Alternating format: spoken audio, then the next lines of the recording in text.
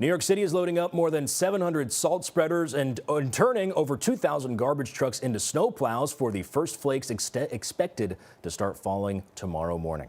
With the storm just hours away, The little white pellet, right? Yeah. People on the East Coast are laying claim to bags of snow-melting salt. You got one for me already? I got one for you right here. I'll take that, buddy.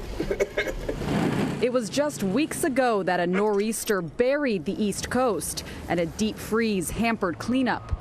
Dirty mounds of snow piled so high that New York City deployed so-called hot tub trucks to melt them.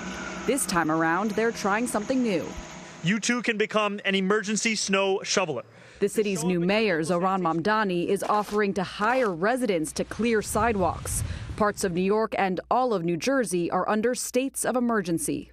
I've already activated 100 members of the New York State National Guard. So I am urging you to make plans to stay off the road Sunday through Monday. The storm is expected to reach Boston by tomorrow afternoon.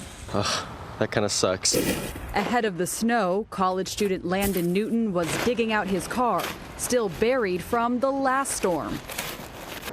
Back here in New York, Mayor Mamdani says the city will try to bring homeless people in off the streets on Sunday, but will not force them indoors. At least 19 people were found dead outdoors in the wake of last month's storm and cold. Allie Bauman, CBS News, New York.